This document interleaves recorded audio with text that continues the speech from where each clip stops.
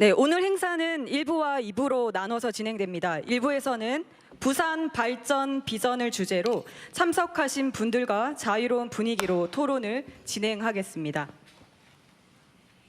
이어지는 2부에서는 부산 지역의 발전을 위해 정말 필요한 게 무엇인지, 행여 불편한 것은 없는지 지역 주민 여러분들의 목소리를 듣고 함께 해결책을 모색해 보겠습니다. 먼저 대통령님의 모두 발언을 듣겠습니다. 네, 부산 시민 여러분 반갑습니다.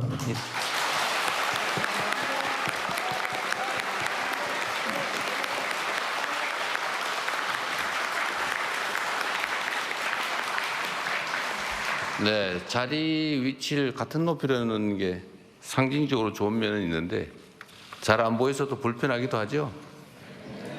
이것도 언젠가 기회가 되면 집단 토론을 통해서 투표로 결정을 바꿔보도록 하겠습니다. 네, 우리 존경하는 부산 시민 여러분들 요새 여러 가지로 많이 힘드실 것 같습니다. 전체적으로 경기도 나쁜 데다가 또 불균형 성장 발전에 따른 지역 소외까지 겹쳐서 요새 저도 참 이 말 하기 싫던데 자꾸 여러분들 스스로 노인과 바다 얘기를 많이 하시는 것 같더라고요. 참으로 안타까운 상황인데 사실 이게 부산만 겪는 문제는 아니고 대한민국 전부가 겪고 있는 문제이기도 하고 또 어쩌면 흐름으로 본다면 전 세계적인 흐름의 일부이기도 한 측면이 있습니다. 그러니까 지방으로 가면 지방 소도시에서 지방 대도시로 또 면 단위 이런 데서는 읍내로 또 지방 대도시들은 또 수도권으로. 근데 또 한편으로 보면 수도권에서 뉴욕으로 또 이런 면들이 있죠. 전 세계가 이제 하나의 생활권으로 묶이면서 집중화 현상이 사실은 거부하기 어려운 마치 중력처럼 작동을 하는 것 같습니다. 그러다고 그걸 그대로 방치할 수는 없는 것이고 특히 대한민국은 불균형 성장 전략을 실제로 취해왔죠. 그러니까 대한민국이 가진 자원과 기회가 워낙 적다 보니까 이걸 골고루 나누면 효율성이 떨어져서 한 곳에 집중하는 소위 올인, 몰빵 전략을 했던 게 사실입니다. 지역으로 하면 서울 수도권에 집중했던 측면이 분명히 있고 또 뭐 산업 경제 정책으로 보면 몇몇의 기업들을 골라서 거기에 이제 자원과 기회, 역량, 정책을 집중했기 때문에 소위 재벌 문제가 생겨나기도 했고 어찌 보면 우리 개개인들 속에서도 특정 계층, 특정인들이 마치 특권층처럼 특별한 지위를 누리는 게 당연한 것처럼 여겨지기도 했던 것 같습니다. 근데 이게 한때는 꽤 유용한 성장 발전 전략이었어요. 그래서 전 세계에 유례가 없는 압축 성장을 우리가 했습니다. 그리고 그 속에서 민주화까지 이뤄내서 식민지에서 해방된 나라 중에 유일하게 민주화와 산업화를 동시에 이룬 나라로 전 세계에 각광을 받고 우리가 또 세계인의 주목을 받고 선망의 대상이 되기도 했습니다. 작년에 좀 어처구니 없는 일로 좀 훼손되긴 했지만 전체적인 대한민국의 위상은 신속하게 회복이 돼서 여전히 유지되고 있기는 합니다. 그런데 대한민국은 보면 이제 그 일극 체제, 집중화 전략, 또 불균형 성장 전략이 한계에 다다른 것 같습니다. 모든 게 수도권 일극으로 몰리다 보니까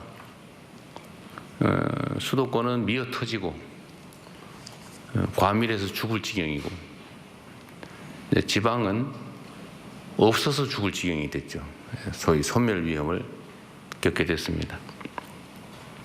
이제는 이제 균형 발전이라고 하는 게 정부의 시혜, 배려, 좀 어려우니까 도와주자 이런 차원의 문제가 아니고 대한민국이 지속적으로 성장 발전하기 위해서는 피할 수 없는 국가 생존 전략이 됐다고 생각이 됩니다. 그래서 이번 새 정부에서는 그간의 정부들도 특히 이제 민주정부는 균형 성장에 또는 균형 발전에 많은 노력을 기울여 왔습니다만 그렇게 국민들이 만족할 만한 획기적 결과까지는 이르지 못한 게 또 현실이기도 합니다. 그래서 이번 정부는 이전과는 좀 다르게 국가의 자원 배분이나 정책 결정에서 균형 발전 전략을 국가 생존 전략으로 격상시키고 어쨌든 자원 배분, 정책 결정에서 지방과 균형을 맞추는 수준이 아니라 지방에 인센티브를 주는, 지방을 더 우대하는 전략으로 가야 비로소 약간의 균형을 되찾을 수 있겠다는 그런 판단을 하게 됐습니다. 말로만 하는 게 아니라 실제로 집행을 해야 되기 때문에 그 첫 번째로 아마 이 중에 주민등록 번호에 따라서 미리 이미 받으신 분도 계시겠지만 민생 지원 또 소비 쿠폰 지원에서도 수도권보다 지방을 더 많이 지급하는 걸로 정책 결정을 해서 실제로 여러분도 약간의 작은 금액이지만 실효적인 정책 효과를 느끼고 계시죠?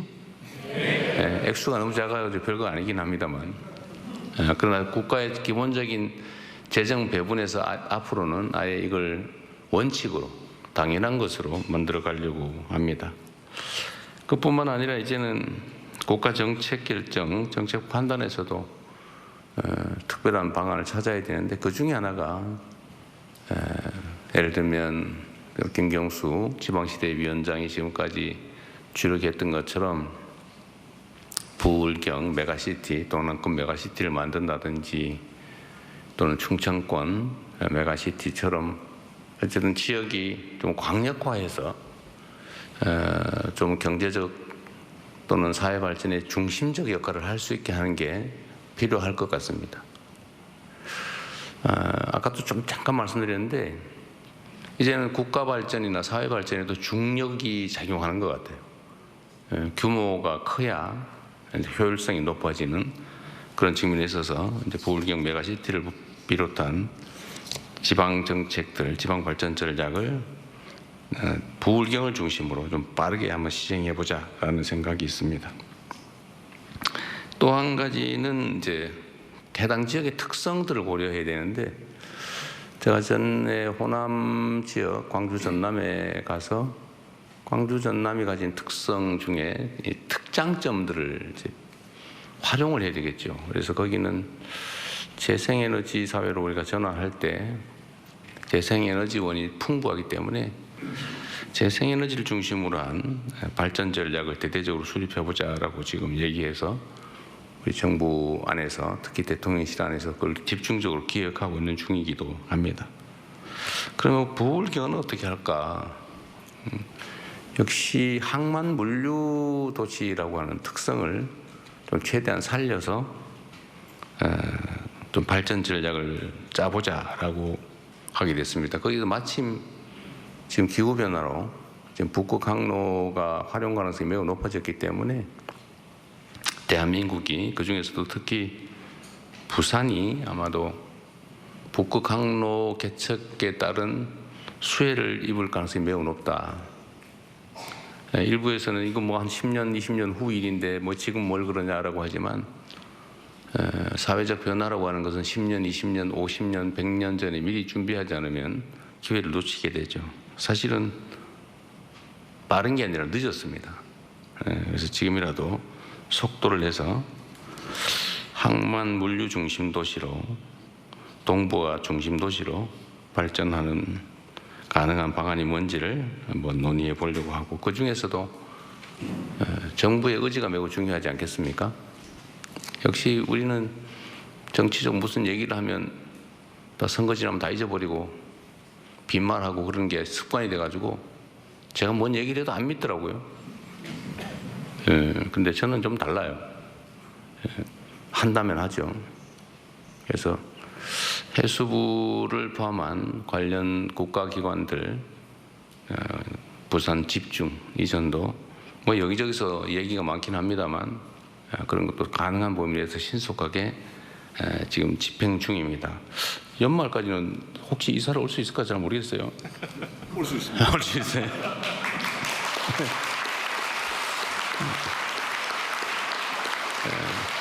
역시 행정에는 속도가 중요하죠. 그렇습니다. 뭐 그래야 하는 것 같죠. 그리고 산하기관들 또 관련 기업들, 특히 공기업들, 공기업 산하기관들, 또 출자 출연 기업들도 최대한 신속하게 이전해 오도록 하겠습니다.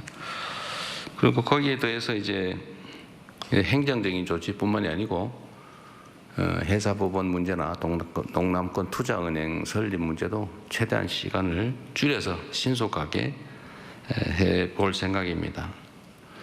하여튼 부산 시민 여러분들께서 매우 어려운 환경에서 정말 고군분투하고 계신데 어쨌든 부울경 그중에서도 부산을 중심으로 우리가 새로운 희망을 여러분과 함께 만들어 보도록 하겠습니다. 오늘 많은 의견 주시고 가급적이면 똑같은 얘기는 반복하지 마시고 특히 사적인 이야기나 개인적 민원에 가까운 얘기들은 아마 들어오실 때 메모지를 다 나눠드렸을 겁니다. 그러시면 뭐다 메모를 해주시면 저희가 다 파악해서 필요한 조치를 해서 개별 통지를 해드릴 겁니다.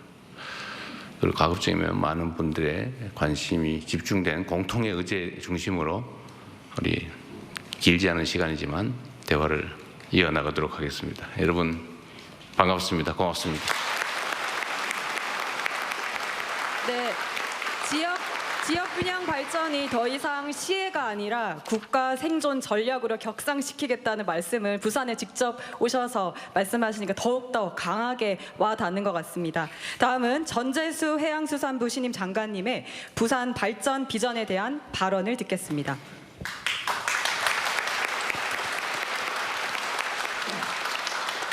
네, 오늘 해양 강국의 꿈, 부산에서 세계로 부산의 마음을 듣다. 이 행사의 주무부처 장관인 해양수산부 장관 전재수입니다. 안녕하십니까?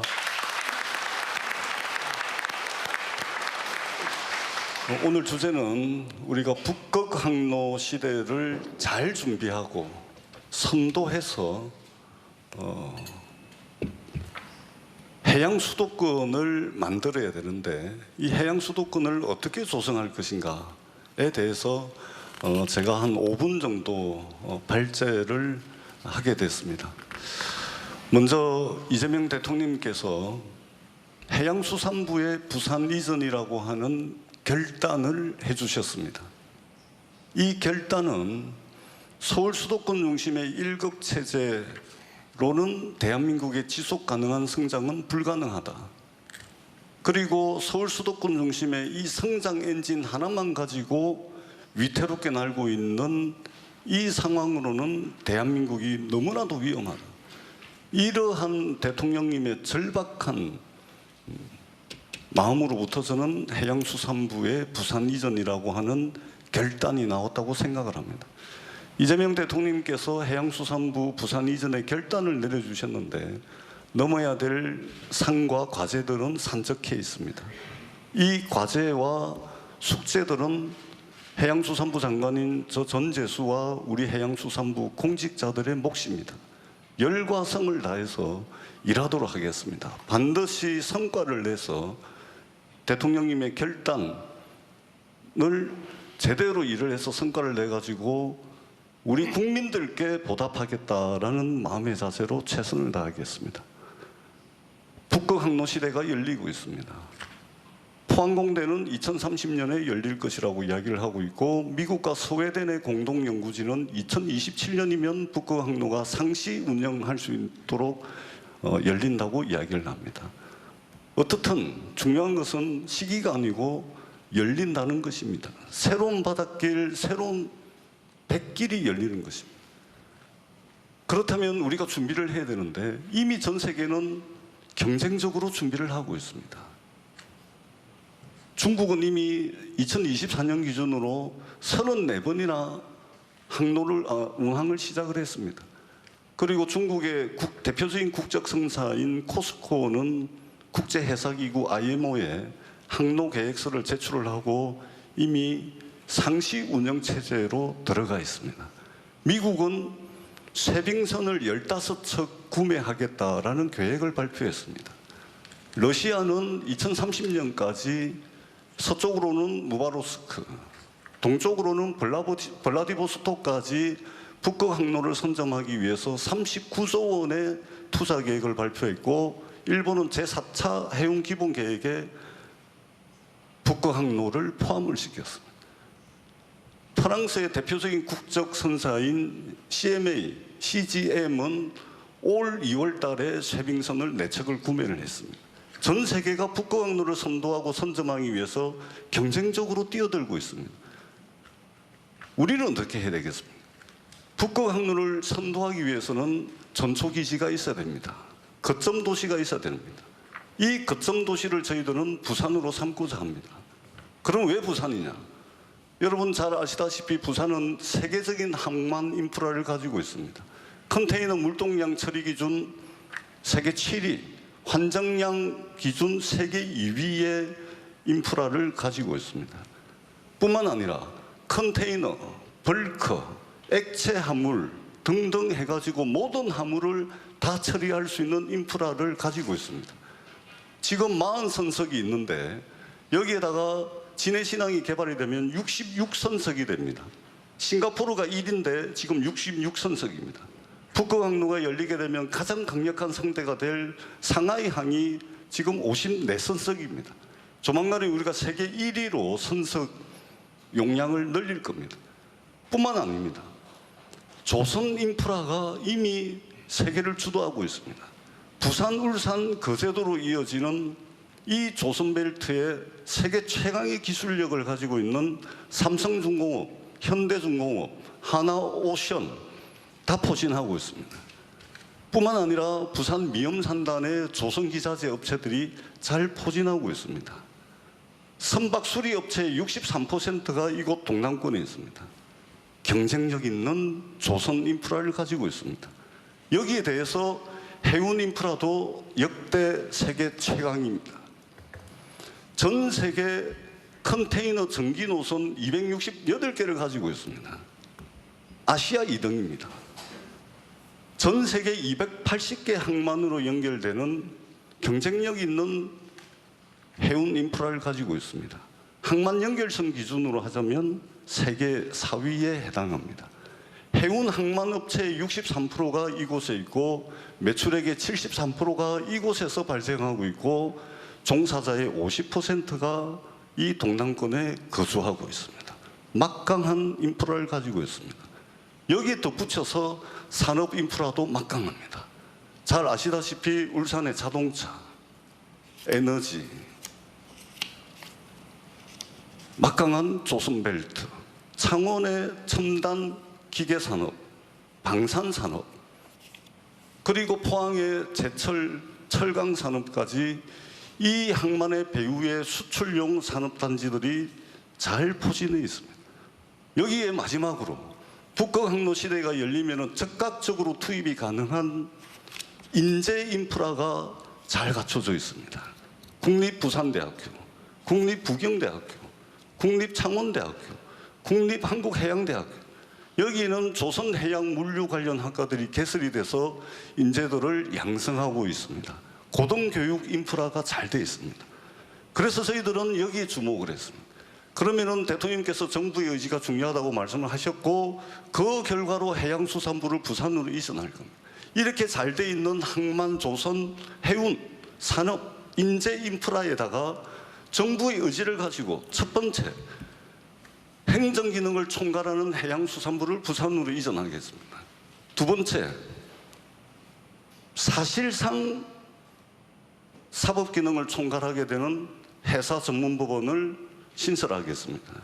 그리고 세 번째, HMM을 비롯한 경쟁력 있는 해운 대기업을 집적화시키겠습니다. 그리고 네 번째, 대통령께서도 강조하셨던 동남투자공사를 자본금 3조 원으로 시작을 해가지고 기존에 이 동남권이 가지고 있는 인프라에다가 정부의 의지를 가지고 추진하는 이 4종 세트를 적절하게 믹스시키고 극단적이고 최고 수준에서 시너지 효과를 낸다면 이 대한민국 한반도 남단에 또 다른 서울 수도권 하나를 만들 것이고 그 또 다른 서울 수도권을 저희들은 앞으로 해양 수도권이라고 부르게 될 것입니다. 이렇게 된다면 위태롭게 성장 엔진 하나 가지고서 날고 있는 대한민국, 새로운 성장 엔진을 하나 더 장착해 가지고 지속 가능하고 안정적인 대한민국의 발전을 이룰 수 있다, 이런 굳은 믿음을 저희들이 가지고 있습니다. 그렇게 해서 대한민국의 일극체제를 극복을 하고 대한민국이 다극체제로 나가는 그 중간다리 역할을 바로 이곳 부울경에서 해나가도록 하겠습니다. 대통령님께서 결단하셨고 저희들이 과제를 하나씩 해결해 나가고 그리고 그 실적과 성과를 통해서 국민들께 보답하도록 하겠습니다. 열과성을 다해서 일하겠습니다. 고맙습니다. 네, 대통령의 해수부 이전의 결단을 제대로 이행하여 국민들에게 성과를 보이겠다는 해수부 장관의 말씀을 잘 들었습니다. 다음은 김경수 지방시대 위원장의 5극 3특 균형 발전과 부산의 역할에 대한 발제 듣겠습니다. 예, 반갑습니다. 방금 소개받은 호흡을 맞춰서 지방시대 위원장. 근데 지방시대 위원장 이전에요, 그저께 그 위촉장 수여식 때도 대통령님께서 지역균형발전 이 국가 생존 전략이라고 강조를 하시더니 오늘 또 한 번 강조를 하셔서 심하게 압박을 받고 있는 지방시대 위원장 김경수입니다. 반갑습니다.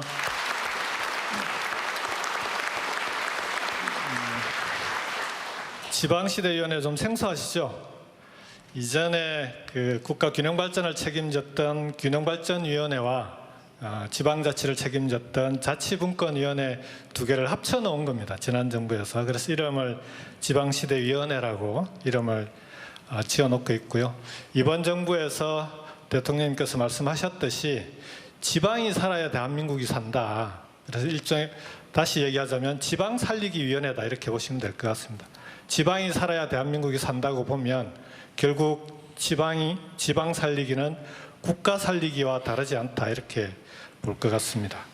제가 이제 오늘 이 자리에서 여러분들께 설명을 해달라고 부탁을 받은 건 부산을 포함한 부울경이 해양 강국으로 가는 해양 수도로 가기 위해서는 해수부 이전이 신속하게 돼야 되고, 해수부만 이전하는 게 아니라 해수부와 관련된 기관들이 있습니다. 공공기관들도 함께 신속하게 이전이 돼야 하는데, 그 공공기관의 이전 문제가 우리 지방시대위원회에서 심의하고 의결을 해야 가능하게 되어 있습니다. 그래서 어떻게 하면 해수부와 협력해서 공공기관을 신속하게 이전할 거냐라는 문제에 대해서 발제를 좀 해달라고 부탁을 받았고요. 두 번째는 공공기관 이전만으로 지방이 살아날 수 있는 거냐. 그게 아니라 대통령 말씀하셨듯이 이제는 시도 단위로는 더 이상 지역발전이, 균형발전이 어려운 단계에 접어들었습니다. 그래서 시도 단위를 넘어서는 수도권 일극체제를 극복할 수 있는 부울경, 그리고 대구 경북, 그리고 광주 전남, 그리고 충청권, 이런 그 권역별 균형발전 전략이 필요하다. 그 부분에 대해서 함께 설명을 해달라는 그런 요청을 좀 받았습니다. 저도 주어진 시간이 5분밖에 안 되기 때문에 최대한 압축해서 설명을 드리겠습니다. 해수부를 이전하면 당연히 큰 공공기관이 오기 때문에 부산에는 도움이 됩니다. 그렇지만 해수부만 이전한다고 부산이 지금까지의 침체를 벗어나서 완전히 새롭게 발전할 수 있느냐, 그렇게 보기엔 좀 어렵지 않겠습니까?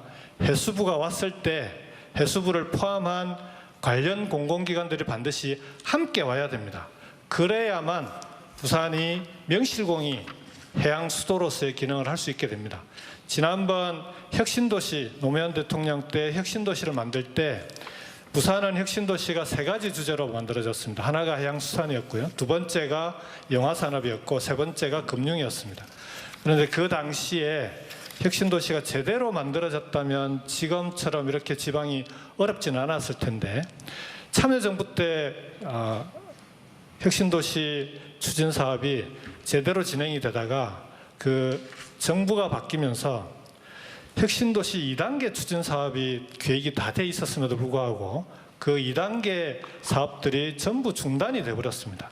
그래서 원래 혁신도시라고 하는 게 공공기관에 이전해서 오면 그 공공기관과 함께 그 관련 있는 대학들에서 우수한 인재를 양성하고 우수한 인재들이 양성이 되면 당연히 함께 그 인재를 보고 기업들이 수도권에서 찾아오게 만들어서 공공기관과 대학과 기업이 하나의 클러스터를 만드는 하나의 공동체를 만드는 그런 지역 혁신 성장의 거점을 만들자는 거였거든요. 근데 공공기관 이전 이후에 그 이후에 정책들이 다 중단되어 버렸습니다. 그러면서 지금은 혁신도시가 어떻게 되어 있습니까?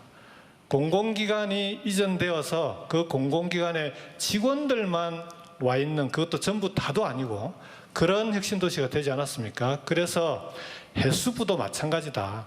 해수부만 오는 것에 그치면 부산이 해양수도가 되는 것은 불가능하다. 그렇기 때문에 해수부와 함께 1차 이전 당시에 왔던 공공기관뿐만 아니라 지금 추가해서 올 수 있는 공공기관들도 함께 와야 됩니다.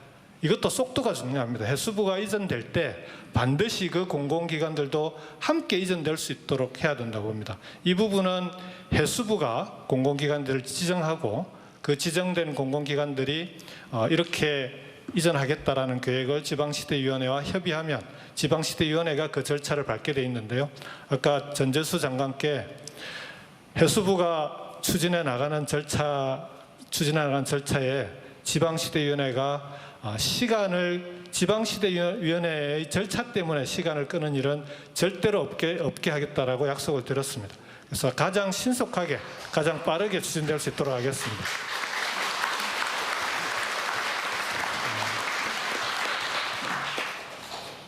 공공기관 이전과 함께 부산이 함께 해야 될 게 또 한 가지가 더 있습니다. 조금 전에 말씀드렸듯이 기업이 와야 되지 않겠습니까? 지금 HMM은 우리 전재수 장관께서 열심히 HMM 본사가 올 수 있도록 노력을 하고 있다고 합니다. 그런데 HMM은 그나마 정부의 재정이 투입됐기 때문에 그 영향을 미칠 수 있는데 그런 기업뿐만 아니라 민간 기업들도 올 수 있어야 되거든요. 근데 민간 기업들에게 왜 수도권에만 있냐 지방을 안 가고 이걸 물어보면 제일 많이 하는 대답이 지역에 가면 특히 미래첨단산업 미래산업들의 기업은 좋은 인재를 뽑기 어렵다 이 얘기를 제일 많이 합니다. 특히 R&D가 요즘은 연구개발이 중요한데 연구개발을 위해서는 석박사급 인재가 꼭 필요하거든요.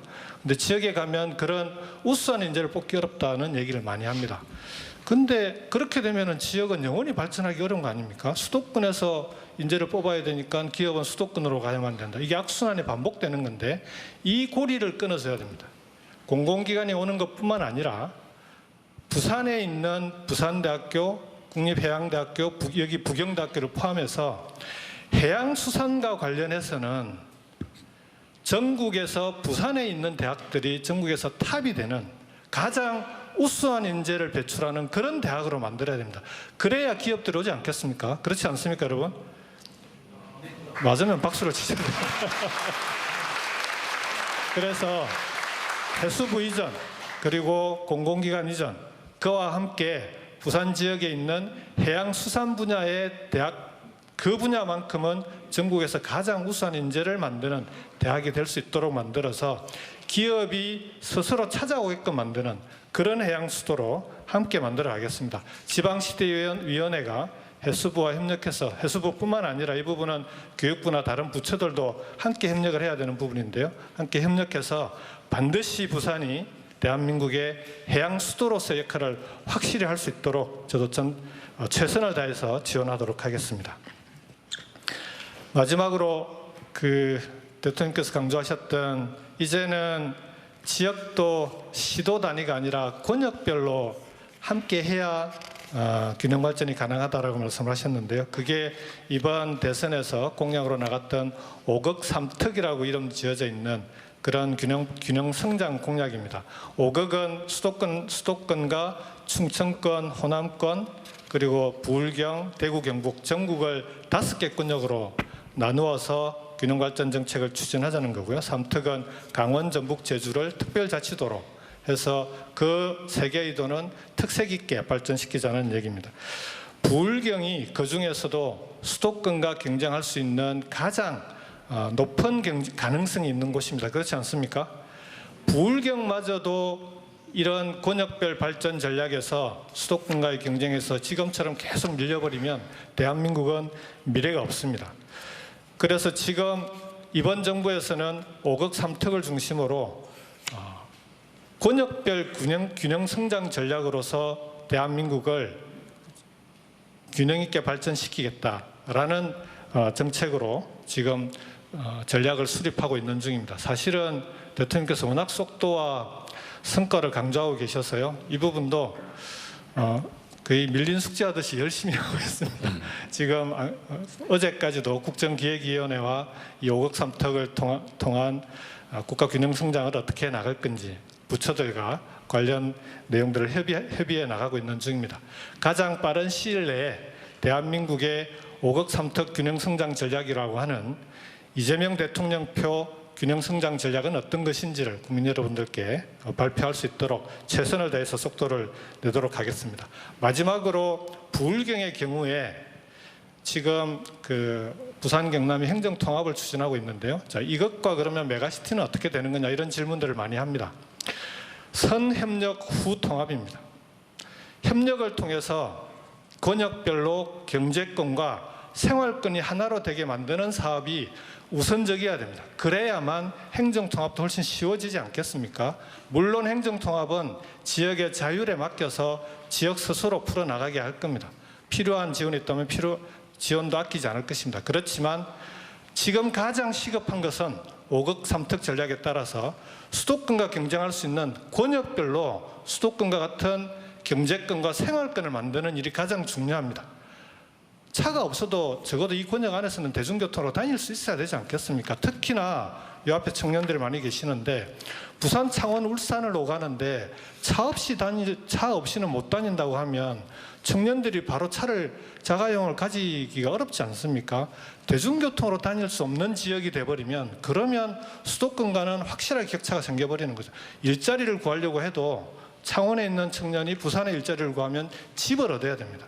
그런 식의 구조를 가지고는 권역별로 발전하기가 어렵습니다. 서울 수도권은 서울, 경기, 인천이 어디에 직장을 구하든 출퇴근이 가능하지 않습니까? 적어도 예를 들자면 이런 것부터 생활권을 만들어야 경제권도 하나가 되고 경제권을 권역별로 만드는 것을 가장 우선적으로 협력사업을 추진해서 그걸 통해서 권역이 자연스럽게 필요하다면 행정통합으로 이어질 수 있도록 그렇게 만들어 가겠다라고 약속을 드리겠습니다. 부울경 지역이 이제는 청년들이 떠나가는 지역이 아니라 다시 돌아오는 지역으로 만들겠습니다. 한 해 16,000명 이상의 20, 30대가 부울경 지역을 떠나고 있습니다. 한 해 6만 명 이상의 청년들이 수도권으로 몰려오고 있습니다. 그러니 수도권의 부동산이 배겨나겠습니까? 대한민국이 이런 문제들을 하나씩 해결해 나가기 위해서는 말씀드렸던 대로 권역별로 경제권과 생활권을 만들어서 전국이 골고루 5개 이상의 수도권을 만들어가는 그런 대한민국으로 만들어가도록 하겠습니다. 부산이 부울경의 해양 수도의 중심으로서 역할을 할 수 있도록 최선을 다해서 지원하겠다는 약속을 다시 한번 드리겠습니다. 이상입니다. 고맙습니다. 네, 행정은 속도가 능력이다. 늘 대통령께서 강조하시던 말씀인데 절차 때문에 해수부 이전이 늦어지는 일은 없게 하겠다는 지방시대 위원장의 말씀 잘 들었습니다. 태평양으로 진출이 용이한 부산의 지리적인 이점을 발판 삼아 해운 물류의 행정, 사법, 산업을 집적시켜 부산을 대한민국의 해양 수도로 발전시키려는 우리 해양수산부와 지방시대 위원회의 강력한 의지 잘 들었습니다. 다음은 부산의 발전 방안에 대해 관계자분들 포함하여 참석하신 여러분의 의견을 들어보는 시간입니다. 잠깐만요. 그 전에 네네. 우리가 이제 일을 하다 보면 누가 시키는 것만 하는 조직도 있고 안 시켜도 열심히 하는 조직이 있는데 제가 이 부산에 간다고 했더니 우리 AI 담당 수석이 갑자기 어제 이런 것도 준비해야 됩니다. 그러니까 저한테 이렇게 들고 왔어요.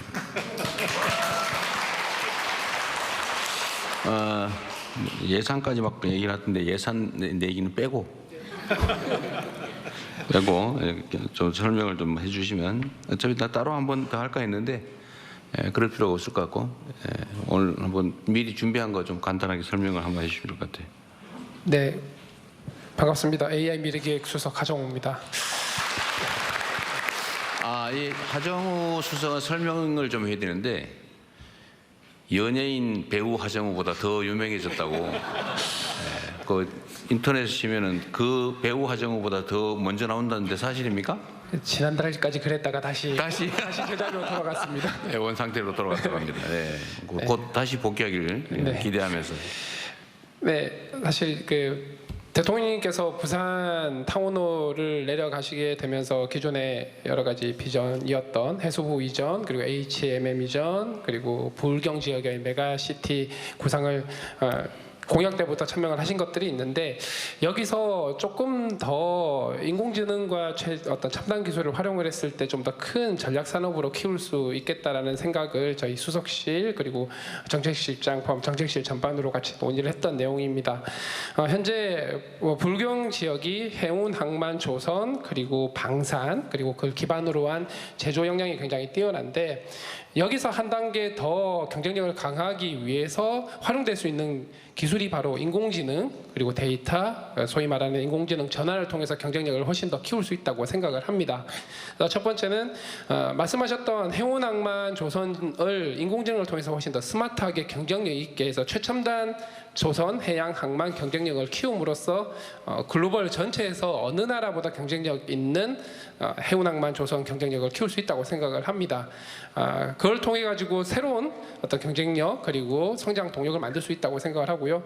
두 번째는 방산 측면에서 보면은 부산의 해군작전사령부, 진해의 해군교육사령부와 그리고 해군사관학교 그리고 조금 더 올라가면 포항에 해병대 1사단이 있습니다. 그리고 조선소 말씀하셨던 하나라든가 삼성중공업, HD, 현대 조선소가 다 있죠. 이런 거기에 더해서 청원 사천 지역에 있는 많은 방산업체들이 있는데 여기서도 국방 AI 그리고 국방 AI 전환을 통한 또 새로운 산업 성장 동력이 만들어질 수 있다고 생각을 합니다. 그래서 전반적인 불경 메가시티에서의 어떤 기존의 강력함에 더해서 인공지능과 이런 부분들의 어떤 해양 항만 특화된 AI R&D 센터 그리고 해양 항만 혹은 해군 특화된 AI 데이터 센터 그렇게 한다고 했을 때 이 해양 특화된 인공지능 R&D 전체 타운을 이 부울경 지역에 만들고 또 부산은 그 부울경 메가시티 지역의 어떤 배후 도시로서 같이 밴쿠버와 같은 역할을 할 수 있게 된다면 또 인공지능을 통해서 기존의 강력한 컨텐츠적인 문화적인 요소인 영화제라든가 G스타 그리고 이런 것들을 포함한 여러 가지 공연 문화까지 같이 만들었을 때 부울경이 기존의 산업적인 기회를 훨씬 더 시너지를 낼 수 있는 그래서 스마트한 해양 중심의 글로벌 메가시티 권역이 될 수 있는 부분들을 사실 아직은 초기 단계 설계이긴 하지만 이런 부분들에 대해서 훨씬 더 구체적으로 설계를 하고 있고요. 이런 것들이 잘 만들어진다면 수도권을 버금가는 글로벌 권역이 될 수 있다고 생각을 합니다. 이런 부분 잘 준비해서 실현화될 수 있도록 노력하겠습니다.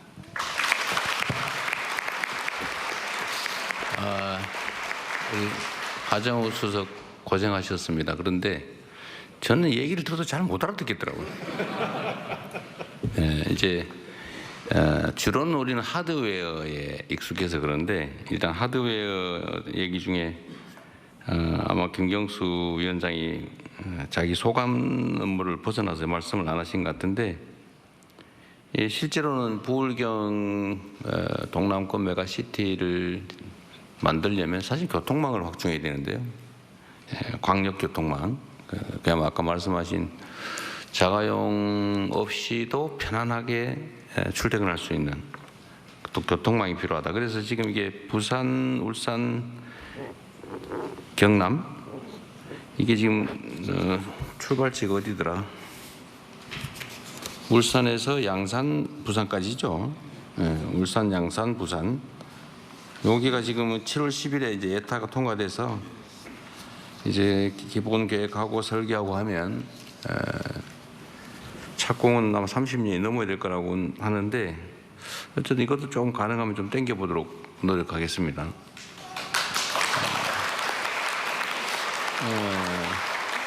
이런 건 귀에 딱 들어오죠. 근데 인공지능을 뭐 어쩌고 해가지고 뭐 사관학교의 데이터를 이용해서 이러니까 모르겠는데 하여튼 그러나 실제로 매우 중요한 새로운 영역입니다. 저를 포함해서 온 국민이 AI 얘기하면 쉽게 알아들을 상황이 곧 도래할 텐데 그 점도 잘 준비해서 저도 교육을 잘 시켜주도록 하기 바랍니다. 하여튼 이제 살점을 붙이는 거죠. 이런 중추적인 이제 하드웨어에다가 이제 실제로 앞으로 AI를 중심으로 하면 첨단 기술 산업으로 지역 경제 생태계를 대전환한다. 전환을 해서 저번처럼 망치질하는 게 아니라 사람들 눈으로 보고 경험을 가지고 손으로 망치질하는 게 아니라 데이터를 활용해서 인공지능 시스템으로 제조업을 인공지능화한다. 그래서 생산성을 대대적으로 확충을 해야 이제 새로운 기회도 생기고 국제적 경쟁력도 생기지 않겠냐. 뭐 그런 말씀 같아요. 그러려면 상당한 투자가 필요한데 투자 금액도 다 써놨지만 제가 그건 나중에 하도록 하겠습니다. 진행을 해보면 제가 이런 얘기를 해보면 사실 할 말이 너무 많으시죠.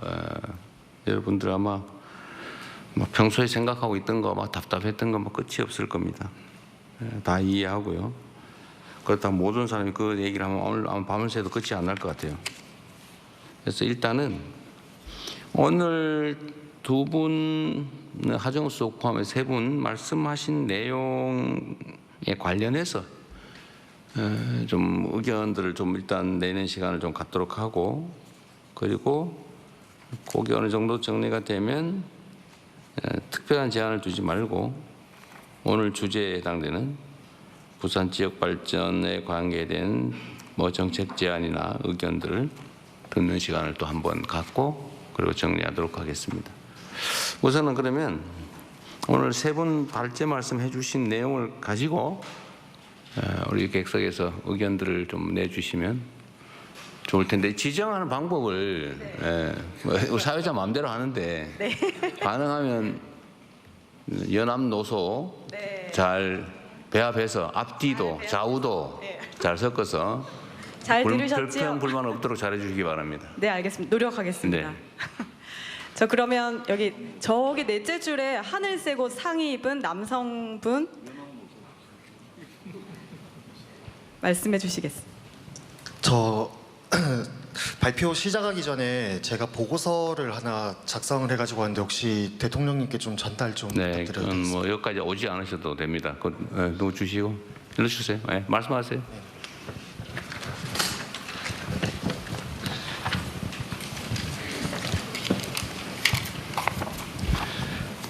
안녕하십니까.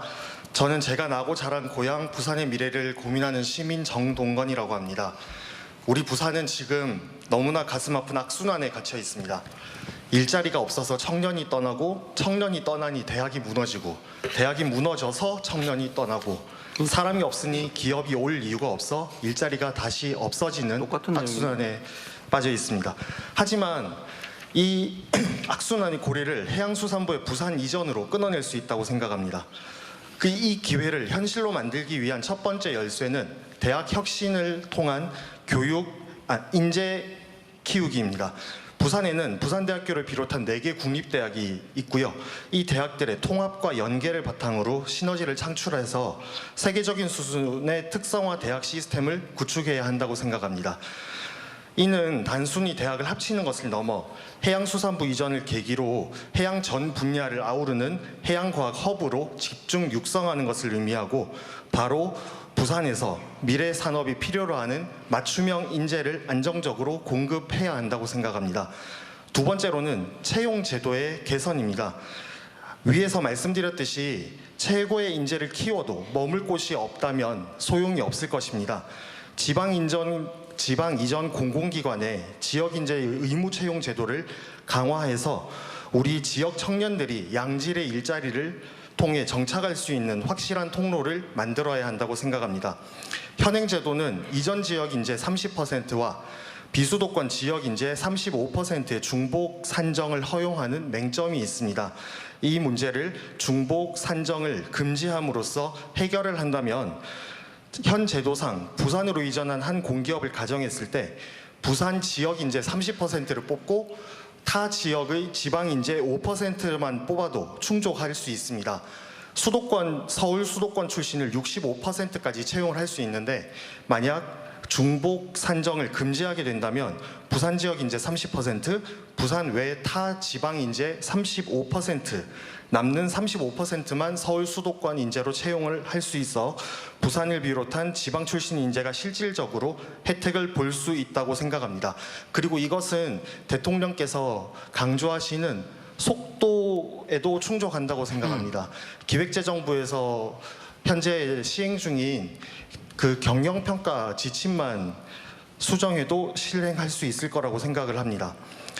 위에서 말씀드린 두 가지 해결책이 함께 돌아갈 때 비로소 악순환의 고리가 끊어지고 지역 인재 양성에서 양질의 일자리 채용 그리고 청년 인재 유출 방지와 지역 경제 활성화로 이어지는 선순환 생태계가 구축될 것으로 생각하고 이것은 대통령의 핵심 국정 과제인 국가 균형 발전을 실현하는 성공 모델로 만들고 수도권에 버금가는 새로운 성장축으로 우뚝 서게 할 것이라고 생각합니다.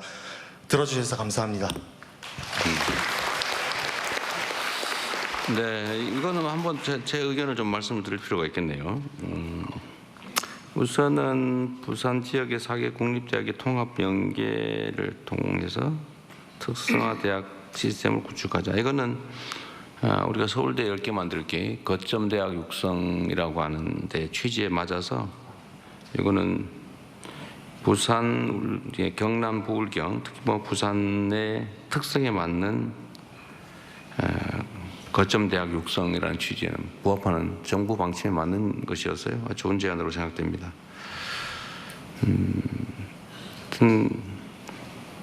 좋은 대학, 좋은 기회 이런 게 다 수도권에 몰려 있으니까 다 수도권으로 가지 않을 수 없는데 일단 지역 대학들의 경쟁력, 역량도 키우는 게 제일 중요한 일일 것 같고요. 근데 두 번째는 사실은 약간 표현으로는 아주 보기 좋은데 실질적으로 보면 어떤 기업들은 그렇게 얘기합니다. 지방으로 가면 자기들도 지방으로 가고 싶다. 서울에 땅값 비싸고 힘들다. 그리고 자꾸 눈치 보여서 지방으로 가고 싶은데 지방에 가니까 쓸 사람이 없다. 그러니까 연구개발직은 수원벨트 이하로 내려가면 사람을 구할 수가 없고 그 외에 일자리도 평택 그 좀 더 하면은 충청 이하로 내려가면 사람이 없다. 앞으로 사람도 없는데 가서 우리 보고 공장 열어놓고 놀란 말이냐 뭐 이렇게 주장을 해요. 근데 이게 악순환이죠. 일자리가 없으니까 서울로 가고 지역을 떠나고 사람이 떠나니까 기업이 없고 기업이 없으니까 또 사람이 떠나고 이게 이제 악순환이 되는데 이걸 이제 선순환으로 바꿔야 되겠죠. 이것도 하나의 뭐 방법이긴 할 텐데 공공기관은 숫자로 보면 상징성은 있지만 사실 연간 신규 채용 인원수로 따지면 극히 일부에 그중에 또 일부의 일부 이렇게 하면 이게 뭐 지역 경제에 엄청난 큰 변화를 줄 거다라고 하긴 조금은 부족할 거예요. 그래도 안 하는 것보다 나을 테고 그 방향은 맞을 텐데 적정한 비율이 뭔지는 한번 재점검을 해보도록 하겠습니다. 근데 모두가 노력해야죠. 예를 들면 교육 기관들의 역량도 키워야 되고 그러려면 정부 재정도 좀 더 많이 투자해야 될 테고 또 지역에 애정 갖는 사람들도 좀 많아져야 하고 정주 여건도 강화해야 되고 문화 인프라도 최대한 좀 늘려서 나 영화관 없는 이 동네 힘들다 뭐 이런 얘기 안 나오게 그런 문화 인프라를 구축하는 거. 그리고 또 중고등학교도 문제 같아요 보니까. 중고등학교도. 그러니까 뭐 자꾸 다 떠나는데, 근데 그걸 어떻게 해결할 수 있을지는 좀 더 연구를 해가지고 어쨌든 부산이든 지방이든 자기 뜻을 펴고 역량을 펼칠 수 있는 기본적인 조건을 갖추는 노력들을 그냥 이대로 놔둬서 그냥 말만 해서 되지는 않고요. 결국 돈과 정책, 역량을 투여를 해야 됩니다. 근데 과연 어디에 어떤 내용에 어떤 투자를 하면 가장 효율적일지를 이제 지금부터 고민을 해야 되겠죠. 네, 다른 분. 좋은 제안이라고 하시면서 또 비율 얘기해 주셨는데요. 이번에는 여성분 여기 여기 5번째 줄에 하늘색 입으신 또 여성분 말씀해 주십시오. 하늘색으로 통일하면 안 됩니다. 저것도 편이에요? 네, 존경하는 대통령님 안녕하십니까? 저는 이제 막 국립부경대학교를 졸업한 졸업생이라고 합니다. 저도 동일하게 청년 일자리 관련된 질문과 하나와 아까 전에 말씀해 주셨던 것들 중에 질문 2가지를 총 드리고 싶습니다. 첫 번째는 이제 인프라 개발로 일어나는 생산직 일자리보다는 아까 전에 말씀해 주셨던 해양 신산업 분야에 저희가 선호하는 그런 양질의 일자리가 부족해서 수도권으로 이런 인재들이 유출되고 있다고 생각을 합니다. 따라서 대통령님께서 부산의 해양 강점을 활용해 단순한 생산직을 넘어서 청년들이 실제로 매력을 느낄 수 있는 그런 정착할 수 있는 전문적인 일자리를 어떻게 창출하고 이러한 일자리가 부산에 안착할 수 있도록 하는 정부의 지원 또는 기업 유치 전략을 조금 생각하고 계신 게 있는지 궁금을 하고요. 또한 2번째는 아까 전에 HMM과 같은 해양 기업들의 직접화를 계획하시고 계신다고 하고 부산의 해양수산의 양질의 인재풀 양성을 위해 노력하려고 하셨다고 했는데 이런 기업들에게 어떠한 인센티브를 줄 것인지 아니면 이런 인재풀 양성을 위해 대학교에 어떤 지원을 할 계획이 있으신지라는 구체적인 생각이나 아니면 계획 단계라도 있으면 알려주시면 감사하겠습니다. 너무 어려운 질문을. 하여튼 그게 어떤 게 가능하냐라는 걸 우리가 알아보기 위해서 이런 대화를 하는 거죠. 각 전문 기관들, 전문가들 의견도 듣고 또 각 담당 부처들도 있고 또 여러분처럼 이렇게 일선에서 봤을 때 이런 게 필요하다. 사실은 그거 필요하다 이거 누구나 인정해요. 좋은 일자리 많아야지. 맞는 말이죠. 그러려면 노력을 해야지. 그것도 맞지요. 어떻게? 현실적으로가 되면 쉽지가 않죠. 그걸 제가 다 알면 여기서 이러고 있지 않죠. 하여튼 필요한 방안들을 우리가 최대한 마련해 보도록 함께 노력하겠습니다. 아이디어도 있으면 많이 주시고요. 네, 제가 이제 해양의 도시에 오다 보니까 자꾸 저도 하늘색에 그리고 계속 여기는 이재명 청문회가 아니기 때문에 그래봤자 소용없어요. 이따가 한꺼번에 모아서 이번에는 답을 할 필요는 굳이 없습니다. 이번에는 우리 붉은색 안경을 쓰신 첫 줄에 계신 가능하면 의견들을 남성분. 많이 내시고 우리가 여기서 결판을 내자는 건 아니니까요. 박인호입니다. 네. 우리 대통령님 부산 오신 걸 환영합니다. 네. 저기 해양 강국 꿈이 되어 있는데 이미 5대 해양 강국입니다. 그래서 앞으로 이제 제가 해양 강국 운동을 지금 35년째 하고 있습니다. 제가 할 때 가장 느낀 것은 대통령의 생각이 중요하다. 가장 대통령의 생각이 중요하다. 걸 느꼈으면 꼭 제가 좀 말씀을 드리고 싶습니다. 실제로 지금 이제 2가지만 말씀드리겠는데 해수부 이전 정말 고맙습니다. 딱 정확한 시기에 정말 좋은 선물 주셨습니다. 금리 해양수도 선포 25년입니다. 그리고明년이 부산항 개항 150주년이고明년이 8월 8일이 해양수산부 창립 30년입니다. 이런 때 정말 좋은 선물 주셨다. 정말 고맙습니다. 또 그동안에 저희들 그 해양수산 비서관이 복원이 소원이었습니다. 대통령의 통로가 없었어요. 그러면 저는 훌륭한 해양수산 전문가를 해줘서 정말 고맙고 특히 우리 전재수 또 정말 가장 합리적이고 질문을 해줘서 정말 고맙다는 말씀드립니다. 첫째, 해양수 이전입니다. 이 시장님 칭찬 좀 하세요. 네. 아니, 저 학교입니다. 아낍니다. 준비가 돼 있답니다. 지금 부산이 참 어렵습니다. 네. 그래서 지금 박영준 시장 계시는데 이 어려운 때에 정말 단비를 내려주셨다 생각하고, 해수부 이전이 아니고 이전 정착이고 확대 발전입니다. 단순 이전 가지고는 불가능합니다. 그래서 거기 위해서는 좀 앞으로 좀 부산의 이 조선 산업 같은 거, 일단 미국은 지금 조선이 제조업이 아닙니다.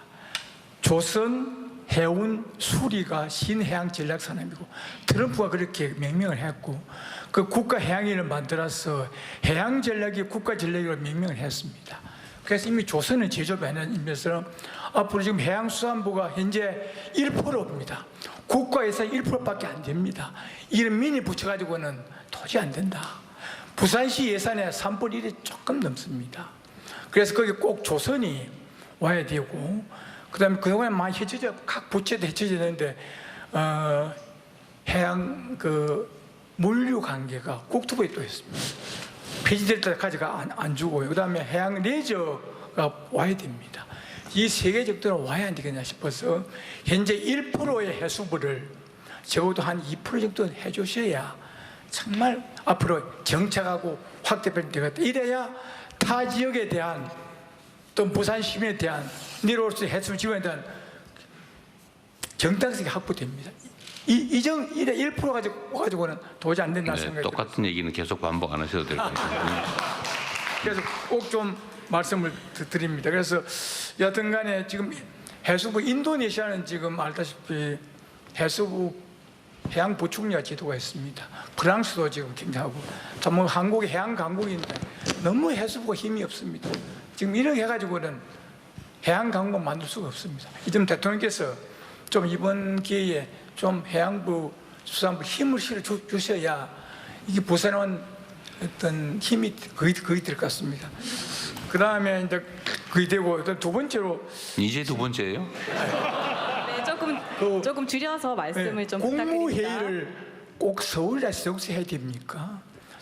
그래서 좁은 나라인데 부산서도 한번 하고, 남부의 건의 수도인데 부산서도 한번 하고, 관계장관 회의도 꼭 서울서 할 게 없고, 그래서 좀 국무회의도 좀 부산서도 한번 하고 하는 이런 것만 꼭 서울서만 할 게 없다 생각이 들어서 그 점을 제가 좀 말씀을. 여튼간에 좀 이번 기회에 정말 부산 시민들 한이 많습니다. 해수부 보호 운동을 5년간 했습니다. 폐지돼 가지고. 그래서 네. 꼭 이번에 부산 시민의 한을 꼭 풀어줄 강한 해수부를 좀 만드시기 바랍니다. 고맙습니다.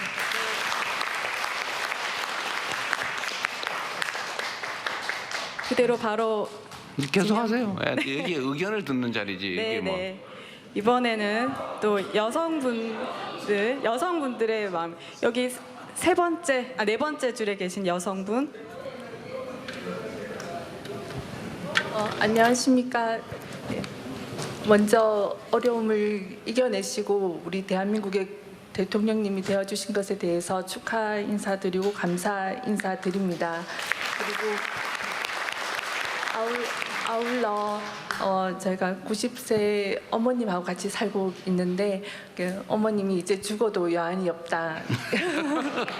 이재명 대통령님이 대통령 되셔서 너무 감사하다고 이제 그 말씀을 하시고, 그래서 제가 네, 오래오래 사시라고 안부 전해.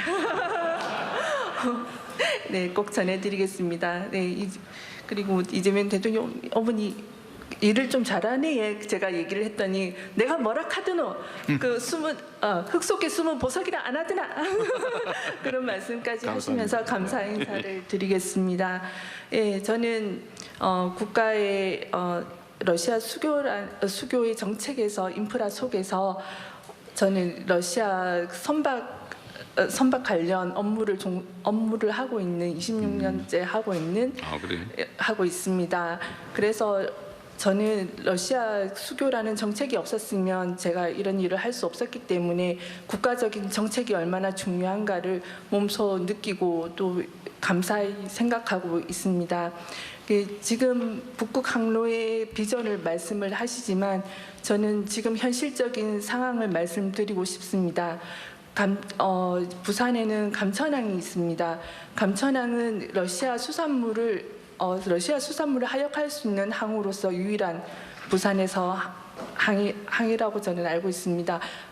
항이고 지금 현실은 지금 제가 이렇게 신청을 하게 된 이유는 저녁에 이렇게 이런 부산의 마음을 듣는다라는 홍보 문자를 보고 배가 안 들어온다. 이제 그런 고민 속에서 나도 그냥 한번 신청이나 해볼까 했는데 덜컥 이렇게 오라는 이게 초청을 받게 돼서 아주 영광으로 생각을 하고 말씀을 드리겠습니다. 지금 본론에 이르는데 너무 시간이 많이 걸린 것 같아요. 네. 예, 그래서 지금 저희는 북극 항로의 희망을 얘기를 하고 있지만 지금 현실은 배가 들어오지 않고 있습니다. 지금 최근 3년간 주위에 이제 말씀을 들어보게 되면은 지금 코로나 전의 물량과 비교해서 3년을 대비를 해보게 되면 해마다 10%에서 15%씩 물량을 숫자로 따지면 한 10만 톤씩이 줄어든다고 합니다. 왜 지금 러시아 쪽 회사와 얘기를 해보니 왜 부산에 하역을 하지 않는지 여쭤보니 너무 물류비가 너무 비싸다라는 겁니다. 저희는 지금 환적 항으로서 이렇게 많은 비전을 제시하고 있지만 지금 중국에서는 정책과 지원으로 많은 발전을 하고 있습니다. 그래서 이런 부분들을 저희들은 지금 점검이 필요하다는 부분들이 있어서 말씀을 드리고자 의견을 내봅니다. 정책에 참조 부탁드리겠습니다. 감사합니다. 네, 물류 관련해서 이야기를 해주셨습니다. 또 질의들을 조금 압축해 주시면 큰 도움이 될 것 같습니다. 저희 맨 앞에 있으신 하얀 셔츠 입으신 시민 여러분. 감사합니다. 네, 저는 아까 하정우 수석님께서 말씀 주셨던 해양도시의 미래첨단 산업을 좀 도입하겠다. 그리고 아까 부경대 졸업생 분께서 말씀하셨던 그 청년들이 선호하는 미래 일자리에 대해서 좀 한번 말씀드리고자 합니다. 본인이 누군지는 한번 말씀드리겠습니다. 예, 저는 부산에서 7번째 아기 유니콘으로 선정된 스타트업 소프트스퀘어드의 대표 이하늘이라고 합니다. 저는 부산에서 초중고등학교를 나오고 수도권에서 대학교를 졸업하고 그다음에 창업을 한 다음에 다시 고향인 부산으로 돌아와서 사업을 하고 있습니다.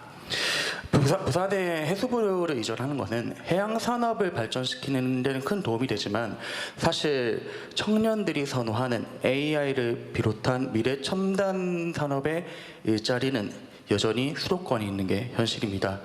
그래서 실제로 아까 16,000명이 유출된다고 말씀을 김경수 위원장님께서 말씀해 주셨는데 그중에 5,000명이 과학기술 인재가 여전히 수도권으로 떠나고 있는 실정입니다. 이 문제를 해결할 실효성 있는 대안이 반드시 필요한데요. 저는 이 대안을 몇 년간 연구하고 고민한 끝에 수도권에 있는 기업을 원격 근무 전환을 하는 것을 기반으로 개발팀 구독 서비스 그릿지를 운영하고 있습니다. 그릿지는 수도권의 유망 기업들을 원격 근무의 형태로 지역의 청년들에게 연결해서 수도권의 양질의 일자리를 누릴 수 있도록 하는 플랫폼입니다. 실제로 저희를 통해서 수도권으로 취업을 하거나 이직을 하려는 부산에 있는 인재들이 지역에 정주하면서 많이들 일을 하고 계시고요. 그 중에서는 출산을 하고 육아와 병행을 하시면서 원격으로 일을 하고 계십니다. 그러나 이거는 하나의 기업만의 노력으로는 부족합니다. 그렇기 때문에 대통령께서는 이런 수도권 기업을 원격 근무를 전환함으로써 지역 청년들에게 연결하는 모델로 정책을 추진하실 의향이 있으신지 궁금합니다. 네, 다음. 네, 일단은 또 질문 받아서 하겠습니다. 이번에 맨 저 뒤로 가겠습니다. 저 뒤에서 두 번째 줄에 계시는 우리 검은색 상의 입은 여성분. 네.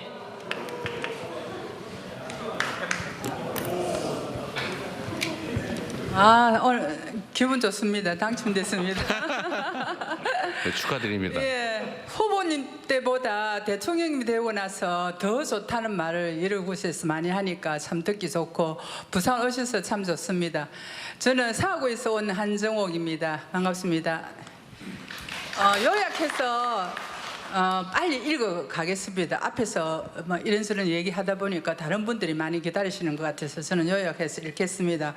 대통령님, 북극항로 발전의 중심이 될 북항은 일제강점기 매립되어 개발된 곳으로 해방 이후는 국가항만의 기능을 하면서 부산 시민도 들어가지 못하는 금단의 지역이었습니다. 그러다가 2005년 노무현 대통령께서 부산 시민들이 슬리퍼를 신고 편안하게 갈 수 있는 곳으로 만들겠다는 말씀과 부산의 미래 100년을 책임지는 먹거리 공간으로 만들어지는 유지가 서려 있는 매우 중요한 장소이자 우리나라 최초의 항만 재개발 사업입니다. 방금 장관님께서도 말씀하셨듯이 부산 북항 재개발지가 부산의 미래를 담을 장소가 아닌 주거단지, 아파트 단지로 전락해 가고 있고 지금 또 진행 중에 있습니다. 어제 부산검찰은 북항 재개발 1단계 생활형 숙박시설 허가를 위한 뇌물비리 사건 수사를 발표했는데 그 요지는 2023년 감사원 감사 결과 부산항만공사, 부산시의 사업자와의 유착 의혹이 제기되면서 수사가 시작되었는데 부산지검의 수사는 사실상 반쪽짜리 수사 발표로 끝나고 말았습니다. 감사원의 고발 취지에 훨씬 못 미치는 수사 결과였습니다. 왜냐하면 어제 검찰 수사 발표는 항만공사만 책임을 묻고 사실상 아파트 건축을 허가한 부산시는 마치 피해자인 것처럼 수사 결과가 나온 것을 인정할 수가 없는 것입니다. 이 사건의 피해자는 땅의 용도를 변경한 부산항만공사와 아파트 건축 허가를 내어준 부산시인데 왜 항만공사만 책임을 묻고 부산시는 면죄부를 주는 것이 납득이 가지 않는 것입니다. 대통령님께 건의드립니다. 북항 재개발 3구역, D3구역 생활형 숙박시설 허가 뇌물 사건에 대해 관계 수사기관들이 다시 전면적으로 수사할 수 있도록 지시해 주실 것을 검토해 주십시오. 지금도 북항 재개발은 이런저런 편법으로 부산시가 사실상의 아파트와 같은 주거시설의 건축 허가를 내주고 있으며 몇 년 후에는 북항 재개발 1단계는 아파트 천국이 되어 있을 것으로 우려됩니다. 네, 조금 압축시켜 주셔서 예, 정리해 주십시오. 자대갑니다. 제발 이런 일들이 재발되지 않도록 드러난 뇌물범죄 사건이라도 제대로 수사해서 국가 공권력으로 경종을 울릴 수 있도록 도와주십시오.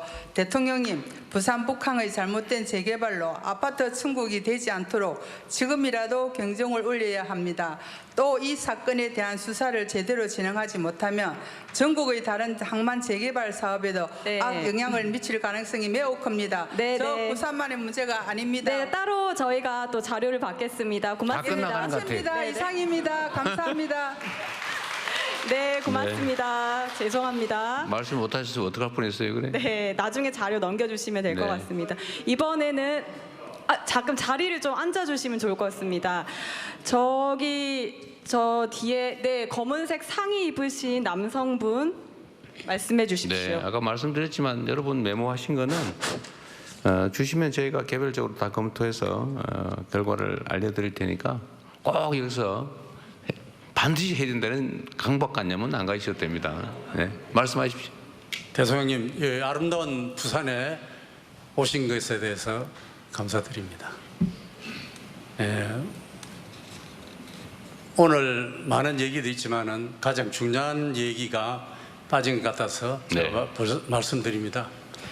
해양 강국의 꿈을 이루려면은 금융 강국의 꿈과 함께 가야 되지 않나 하는 생각을 합니다. 잘 아시다시피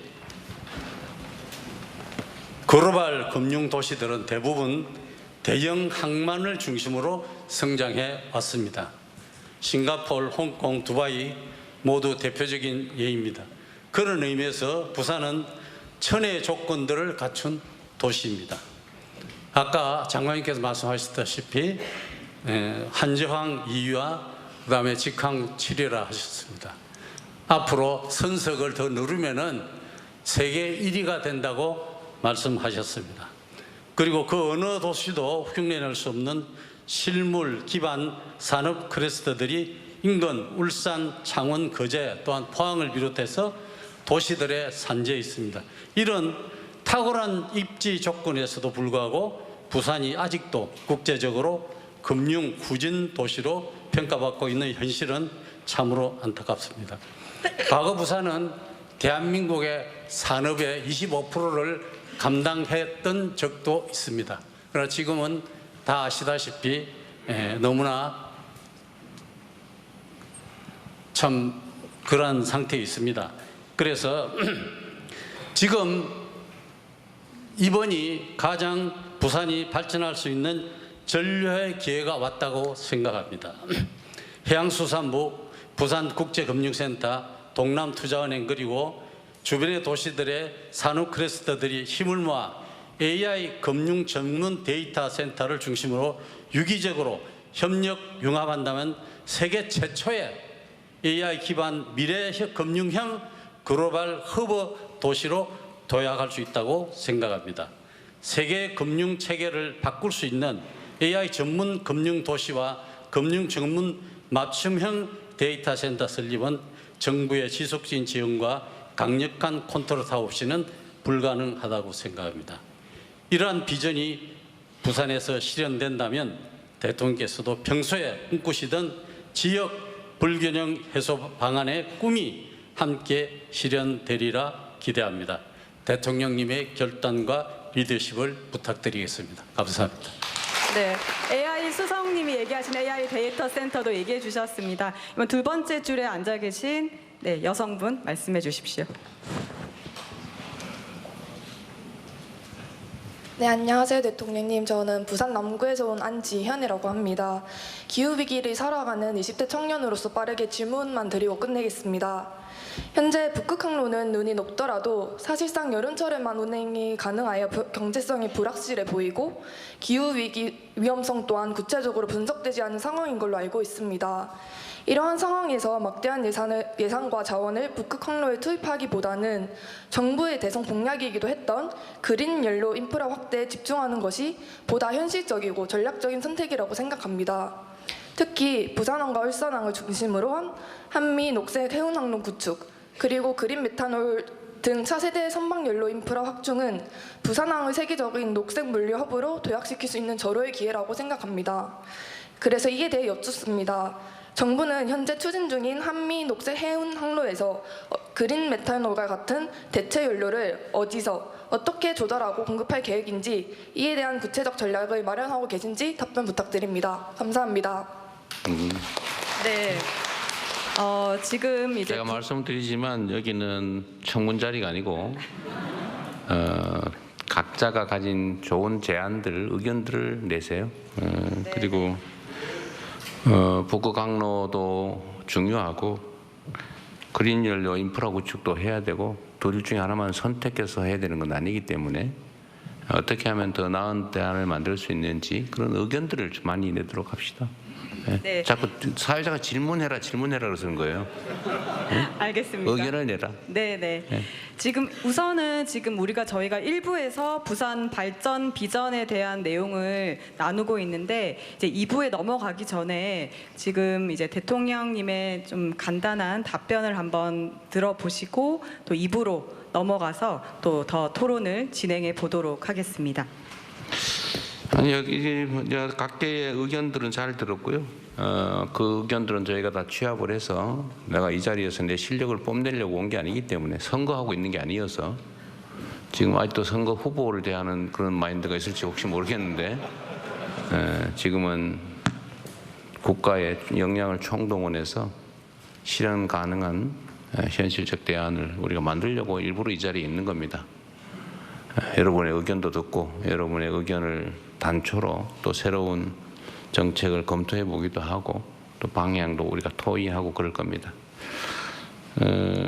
이제는 뭐 주제 제한을 하지 말고 그렇다고 뭐 우주를 어떻게 지킬 것이냐 뭐 여기까지는 가지 말고 또 우리 집안 문제 얘기는 나중에 따로 하기로 하고 어쨌든 약간 주제 의제를 좀 넓혀서 말씀하실 시간을 좀 가지도록 하겠습니다. 그렇게 긴 시간이 가능할 것 같지는 않네요. 네. 그래서 가능하면 짧게 요약을 해주시면 다른 분들도 의견을 좀 낼 수가 있습니다. 네, 대통령의 말씀처럼 좀 정책 제안이나 토론 위주로 말씀을 짧게 해주시면 좋을 것 같습니다. 우리 여기 두 번째 줄에 계시는 회색 상의분 남성분. 네, 안녕하십니까. 저는 부산진구 계금동에서 입주자 대표회장을 하고 있는 박홍기라고 합니다. 좀 늦었지만 이재명 대통령님의 취임을 진심으로 축하드립니다. 저는 뭐 22년도부터 올 대선 때까지 부산에 오시면 제가 다 찾아뵈었습니다.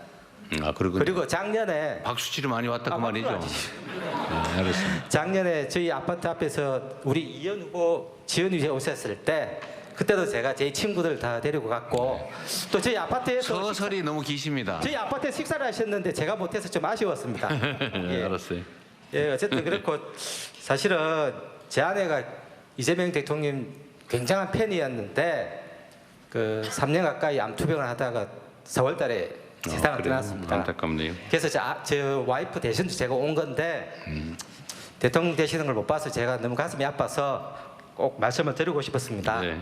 그래서 그곳에서 제 아내 정지영은 아마 기쁘고 흐뭇한 마음으로 이재명 대통령을 보고 잘 지내리라 생각하고 있습니다.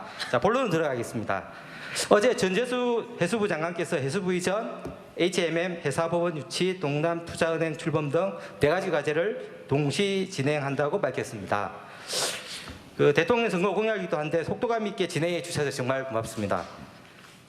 부산 청년들은 일자리가 없어서 서울, 경기 등으로 떠나고 있고 인구도 계속 줄고 있는데 해수부와 HMM 등이 오면 부산 경제에 큰 역할을 할 것이 확실합니다. 어쨌든 우리 이재명 대통령께서는 중앙정부와 부산시가 협력하여 태보하는 제2의 도시 부산의 발전과 부활을 위해 각별한 관심과 노력을 부탁드립니다. 그리고 고생하고 계시는 박영종 시장님도 꼭 좀 같이 협력 부탁드립니다. 감사합니다. 네, 말씀 잘 들었습니다. 이번에는 아내 얘기를 꼭 하고 싶었던 것 같네요. 네. 네, 저 카메라 옆에 계신 여성분. 네.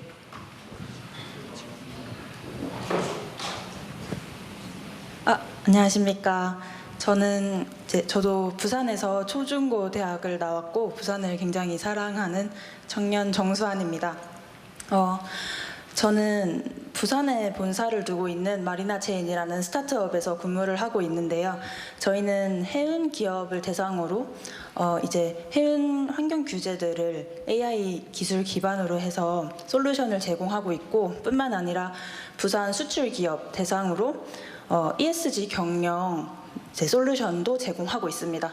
그래서 이제 해수부가 부산으로 이전을 하고 이제 대통령님 공약이었던 기후 관련 공약들이 저희에게 굉장히 반가운 소식들이었는데요.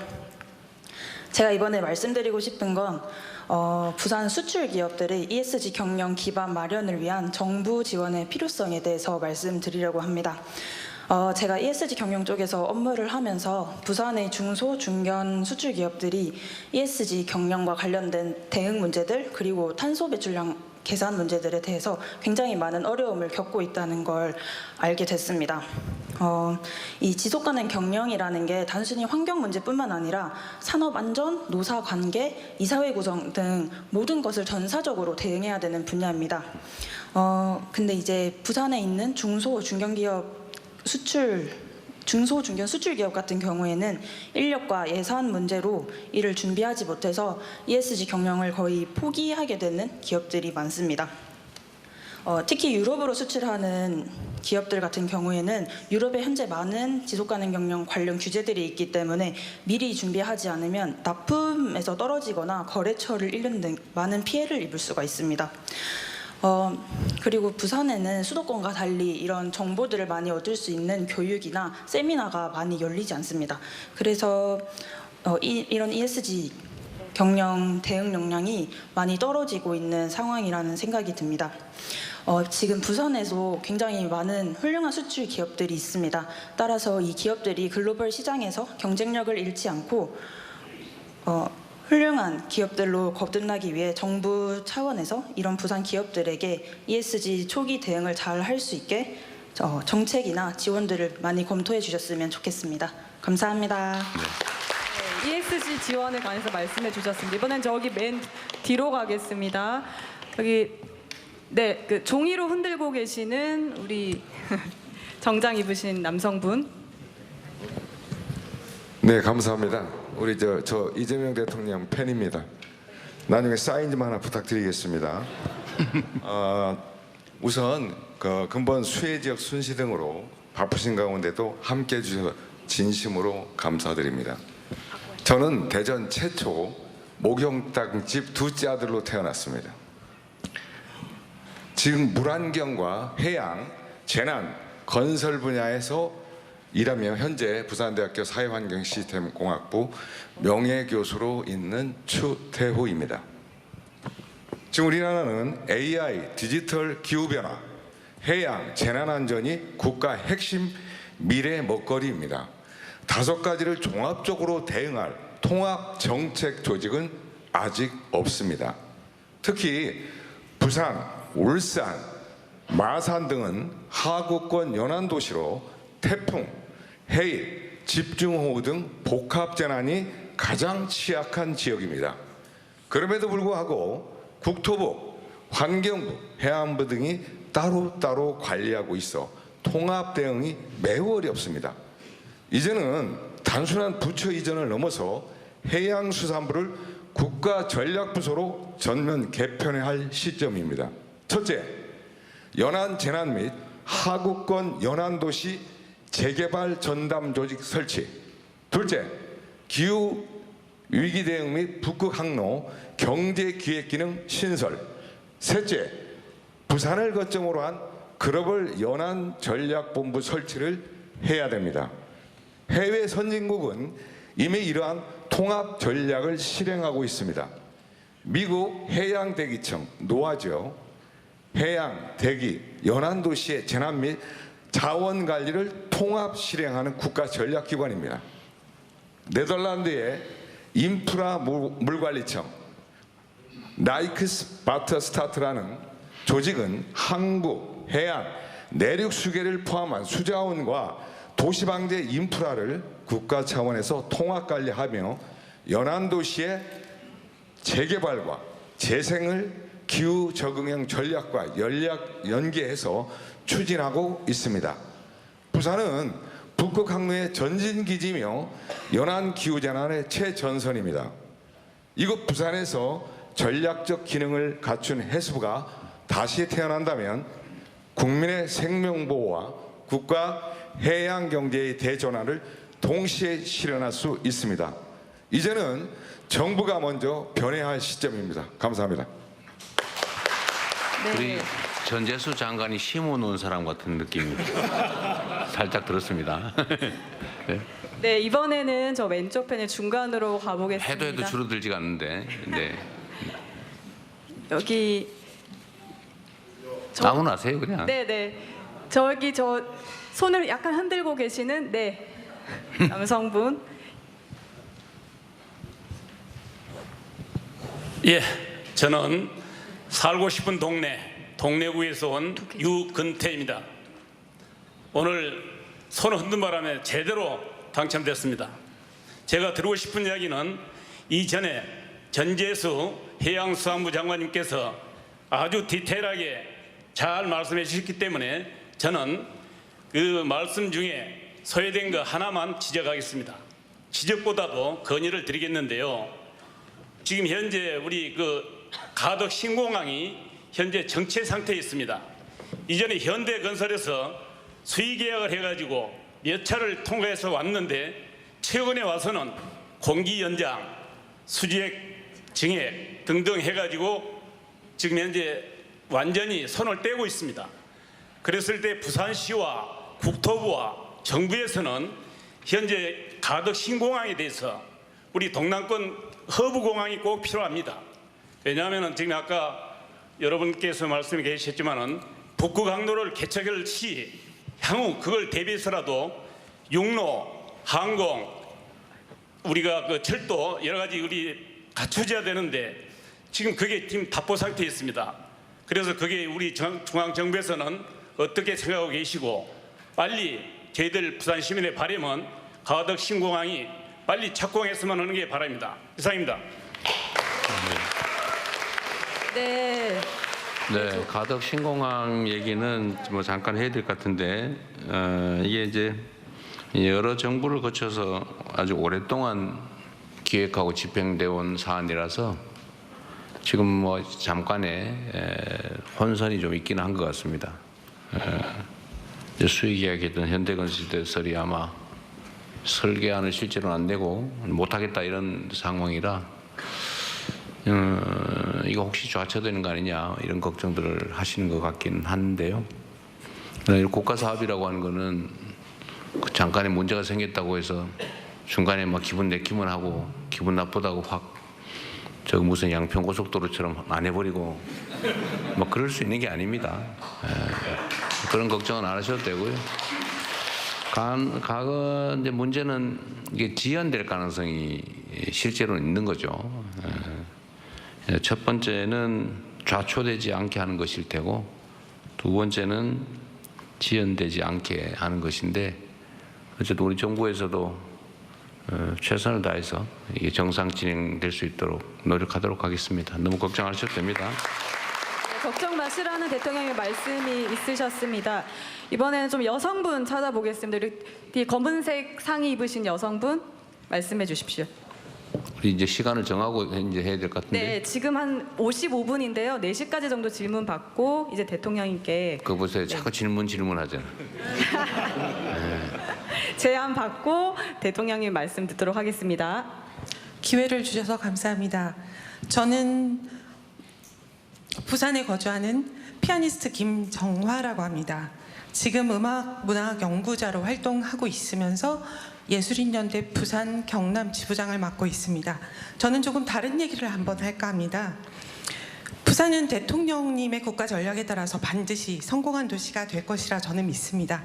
그런데 부산이 제대로 된 경쟁력을 갖추려면 가장 중요한 일은 문화와 예술이 산업과 경제를 뒷받침하는 일이라고 생각합니다. 그래서 그중 가장 중요한 일이 제대로 된 제작극장이라고 생각하는데요. 지금 우리나라 공공극장은 대한민국 문화를 위해서 바르게 하는 것이 없습니다.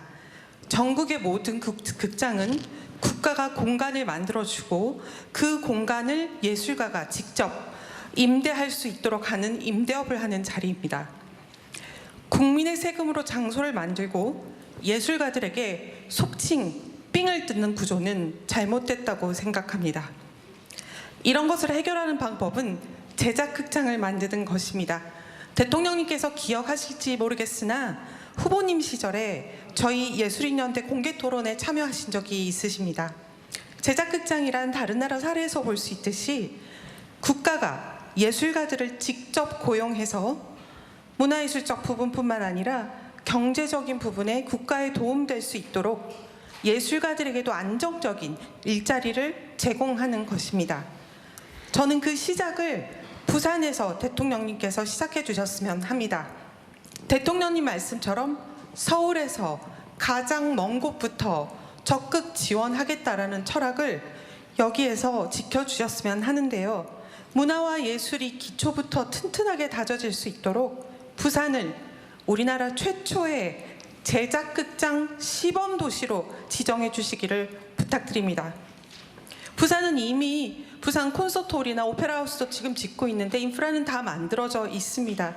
그렇지만 하드웨어는 있으나 지금 제작 기능 같은 소프트웨어는 갖춰지지 않고 있는데요. 1990년에 문화부 이어령 장관께서 한예종을 만들면서 그 시기에 많은 예술가들이 해외로 나갈 수 있는 기회가 만들어졌습니다. 더 이상은 탁월한 개인만이 아니라 더 많은 예술가들이 더 넓은 곳으로 자유롭게 직접적으로 나갈 수 있는 구조가 만들어져야 합니다. 그 시작을 기초예술에서 출발해야 한다고 생각합니다. 지속가능한 창작 시스템인 제작극장이 그 답인데요. 부산의 공연가들은 전국 최초의 제작극장을 간절히 원합니다. 감사합니다.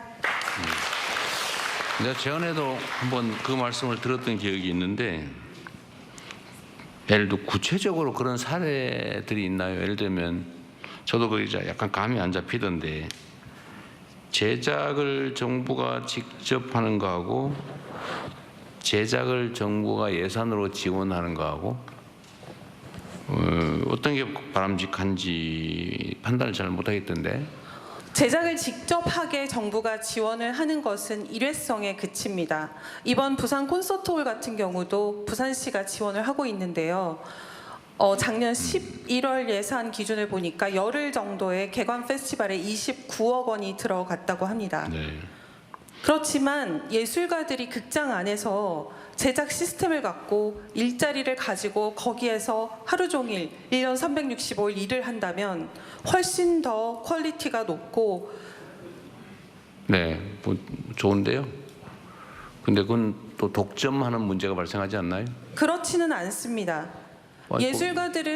사실 예술가들은 대통령님께서도 잘 아시다시피 예술가들은 영원한 고3의 마음으로 임해야 한다고 생각합니다. 아니, 제가 드릴 말씀은 제작을 모든 예술가들을 다 포섭하지 못할 테고 당연하죠. 그 중에 일부가 참여하게 될 텐데 결국은 거기는 예산이 들 테고 그걸 결국은 특정 소수가 지속적으로 독점하게 되는 문제가 생기지 않느냐 그 말이죠. 지속적으로 독점하지 않도록 지속해서 오디션을 보면 됩니다. 그것은 여기에서 공개적으로 민감한 부분이기 때문에 말씀드릴 수는 없고요. 어차피 예산이 집행되는 건 공개적으로 해야 돼요. 하여튼 알겠습니다. 그거는 잠깐만. 그 문제는 그것도 제안이니까 우리 문화부에서 새로운 저희가 문화예술 지원 사업을 좀 많이 다양하게 확대하려고 하거든요. 네. 그건 제가 그 정책실에 특별히 지시를 해놓은 사안이기도 한데 내년 예산 편성에서 아마도 구체적으로 어떤 예산이 필요한지를 아마 현장의 문화예술인들하고 역시 다양한 토론들을 통해서 제안을 받고 그런 기회가 아마 있을 것 같은데 요거는 각별히 한번 챙겨보도록 하겠습니다. 저도 정확하게 이해가 좀 잘 안 돼서 이게 기존에 예를 들면 오페라단, 국악단, 교향악단 뭐 이거하고 뭔 차이가 있는지 제가 잘 모르겠어요. 어쨌든 그거는 한번 특별히 점검을 해보도록 하겠습니다. 좀 잘 챙겨놨다고요? 꼭 하고 싶은 얘기 있으세요? 네, 그렇습니다. 그런 이상이 있습니다. 공공의 이익에 관한 거예요? 네, 그렇습니다. 한번 기회를 주시죠. 네, 저 파란색 조끼 입으신 분을 마지막으로 말씀을 듣고 이제 대통령님의 말씀 마무리 말씀 듣겠습니다. 감사합니다. 엊그제까지 단식 투쟁을 하고 온 해양수산부 노조위원장 윤병철입니다. 아, 그러시군요. 먼저 이 자리를 마련해주신 대통령님께 진심으로 감사드립니다. 그리고 해양강국이라는 꿈을 가지고 대한민국의 제2 성장 엔진을 마련한다에 대해서 저희 해수부 직원들은 꿈에 부풀어 있습니다. 그러나 좀 아쉬운 점은 현재 아침에 뉴스에도 봤는데 산업부를 해수부에 달라니까 그건 안 된다 해서 마치 해수부와 산업부 행결의 같이 보이는데 제가 왜 가져오는데 그 부분만 잠깐 말씀드리겠습니다. 첫 번째, 선박의 가격은 50%가 장비입니다. 엔진하고 해양 시스템인데 국산화 장비는 거의 없습니다. 현재 일본과 유럽이 전부 장비들을 점령하고 있는데요. 아까 말씀하셨다시피 에탄올이나 이런 에너지 전환과 친환경 자율선박으로 지금 변화되고 있는 시기입니다. 그런데 우리 해수부가 산업부에 이런 플랜트가 없기 때문에 지금까지 선박을 세계 강국 세계 1위로 건조함에도 불구하고 대한민국에 이런 제대로 된 기자재 연구소가 단 한 군데도 없습니다. 이것을 국가에서 조그만 예산을 투입한다면은 이런 앞전에 정부에서도 녹색 성장, 친환경을 강조하면서 관공선 선박에 친환경 선박이 아니면 예산을 안 줬습니다. 그런데 이게 없기 때문에 전부 수입산으로 대체하고 오파상에 배만 불리고 외국 업체로 하는 게 많았습니다. 그런데 많은 국내 업체들이 중소 작은 업체에 대해서 가능하다. 그래서 이런 것들을 건의했는데 앞으로 국산화 전략에 대해서 적극 지원해 주시길 부탁하고 이 부분은 대통령님께서 세수부가 세종에 있으면 100이라는 효과를 나타내지만은 부산에 오면 만이다. 그렇습니다. 해양 플랜트가 산업부에 있으면 1000이지만은 우리 해수부로 오면은 부산에 오면은 12,000이 될 것입니다. 이것은 성장과 어디가 효과가 있는가 이 부분을 대통령님께 결단이 필요하다고 봅니다. 두 번째입니다. 수산이 좀 소외됐다고 하는데 현재 저희들이 부산으로 이전하면서 대통령 우리 장관님과 차관님이 국제회의라든지 또 법안이라든지 여러 가지 행사 참석이 많습니다. 그래서 행정 공백들이 많아서 저희 간부들이 국회나 서울에 가서 보고하는 상황이 많습니다.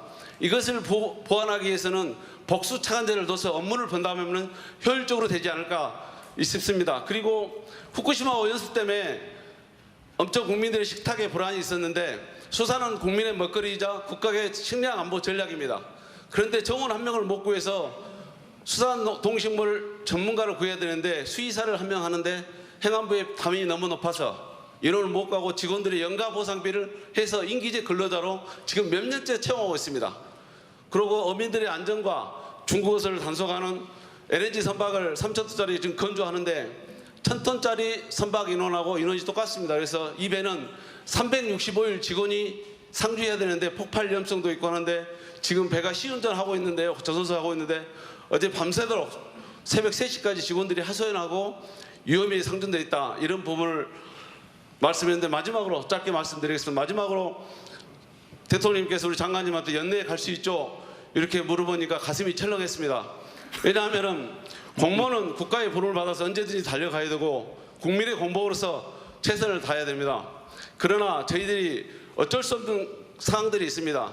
이제 신규자들은 전월세 계약이 1년 6개월 남았고 또 막 그 고등학생이 된 학부모들 또 대학을 졸업해야 되는데 자녀만 세종에 놓고 부모만 와야 되는가 이런 고민들이 많습니다. 그래서 좀 그 부분들을 대통령께서 공약으로 내것인 주 4.5일제 근무를 해수부에 시범적으로 할 수 있는지 또 하나 우리 박형준 시장이 모셨는데 조금 이따 박형준 시장한테 직접 말씀을 듣고 싶습니다.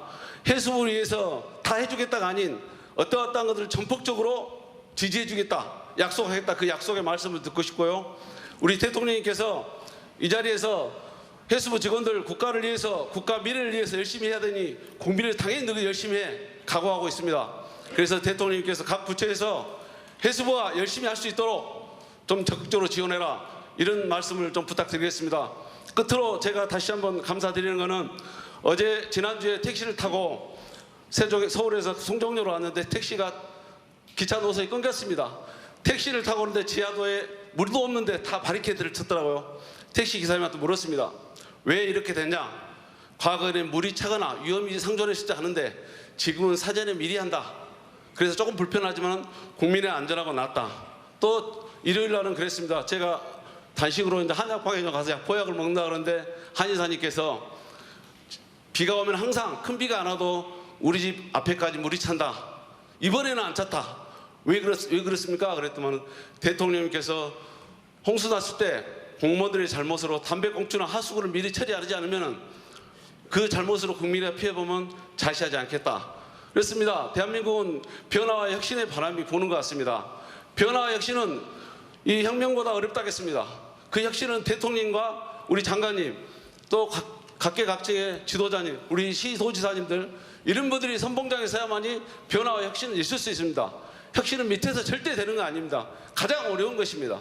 그래서 앞으로 이런 것을 저희들 공무원들도 명심해서 대통령이 국정 철학을 따라서 해양 강국 건설을 위해서 최선을 다하겠습니다. 감사합니다. 네, 제가 뭔 조끼 같은 걸 입고 계시길래 뭔 또 꼭 하실 말씀이 있을 것 같은데 보니까 노조위원장이셨군요. 네. 네, 우선은 우리 박형준 시장님 언제 시간 되시면 뭐 당연히 하시겠지만 이제 해수부 직원들 부산으로 이전하면 뭐 각종 지원 정책 하시겠다고 언론에 말씀하신 걸 제가 봤거든요. 꼭 나중에 따로 한번 시간을 한번 내서 네. 한번 얘기해 주시고요. 집단 면담을 한번 좀 하셔가지고 좀 구체적으로 지원 방안을 같이 의논해 주시기 바랍니다. 일단은 우리 해수부 소속 공무원들 입장에서는 뭐 아마 아닌 밤중에 홍두깨, 날벼락 같은 느낌이 드실 것 같아요. 실제로 해수부 옮긴다고 여러 사람들이 얘기해놓고 이때까지 몇 년 동안 사실 안 했죠. 그렇습니다. 그래서 아마 제가 얘기해도 뭐 안 하겠지 이렇게 생각할 가능성이 많은데 어쨌든 저는 결정을 했으면 이걸 신속하게 이행하는 것도 매우 중요한 일이다라고 생각했는데 아마 해수부 공직자들 입장에서는 그럴 것 같아요. 뭐 집 문제도 있을 뿐만 아니라 학생들 당장 학교 어떡하란 말이냐 뭐 얘기부터 여러 가지 불편함들이나 불이익이 사실 있을 수밖에 없죠. 그래서 그 점에 대해서는 아쉽게 안타깝게 생각합니다. 그러나 또 제가 언제나 말씀드리는 것처럼 전체를 위해서 개인 또는 특정 사람들이 특별한 희생을 치르면 그에 대해서는 또 상응하는 특별한 보상을 해야 그게 실질적으로 공정한 세상 아니겠냐라는 게 제 평소 신념이어서 우리 해수부 공무원들을 다른 공무원들과 다르게 또 세종으로 갔다가 또 부산으로 또 가게 되는 그런 이중의 불편함을 겪게 된 점에 대해서는 객관적이고 합리적으로 억울하지 않게 필요한 대책들을 충분하게 수립하도록 하겠습니다. 뭐 장관이 잘 하시겠죠. 뭐 지금 10군데 한데도 뭐 이미 다 약속한 것 같은데 보니까. 대통령 말씀대로 네, 최선을 다하도록 하겠습니다. 억울하지 않게요. 또 흔쾌하게 국민을 위해서 일할 수 있는 조건을 잘 만들어 주시기를 바랍니다. 그 외에 예를 들면 해수부의 업무 범위에 관한 거라든지 해수부 조직에 관한 문제들은 이 자리에서 굳이 얘기 안 하더라도 필요한 조정들은 할 텐데 어쨌든 이것도 또 보는 입장에 따라 또 다를 수가 있어요. 제가 자주 우리 사회는 토론이 참 부족하다 그 생각을 많이 합니다. 그냥 우리는 의견이 다르면 상대를 악마화하거나 제거할 대상으로 여기고 서로 논의해서 수용할 건 수용하고 조정해서 합의점에 이르는 게 아니라 그냥 일단 싸우고 보려고 그런 경향이 있어요. 저는 그게 아마도 우리 국민들께서 그런 게 아니고 국민을 대신하는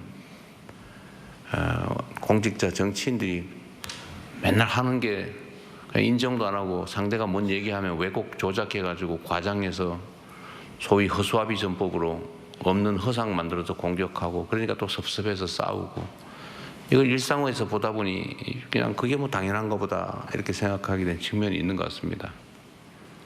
그러나 합리적인 사회는 그러면 안 되죠. 사람들은 의견이 다를 수밖에 없죠. 이해관계도 다 다릅니다. 또 생각도 다 다르죠. 똑같은 걸 보고도 전혀 다르게 생각합니다.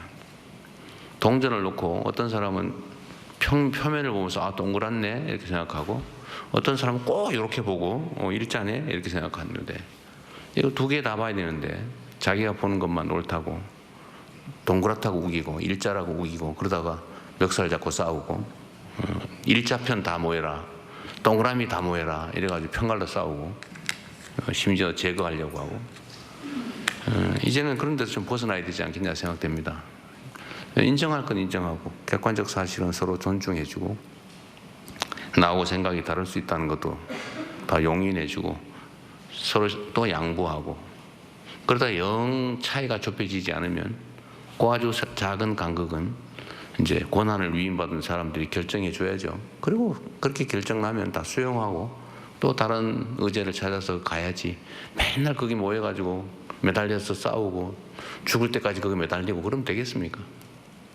제가 이렇게 다니면서 사실은 참 일부에서 보면 대통령이 뭐 저리 허망한 일을 하러 다니나 이렇게 생각할 수도 있습니다. 그러나 저는 여러분들이 주시는 의견들 저한테도 국정을 이제 운영하는 데도 도움이 되죠. 새로운 시각을 많이 발견합니다. 아, 그런 면도 있겠네. 그리고 우리 공직자들한테도 똑같은 걸 사실 보여주고 싶어요.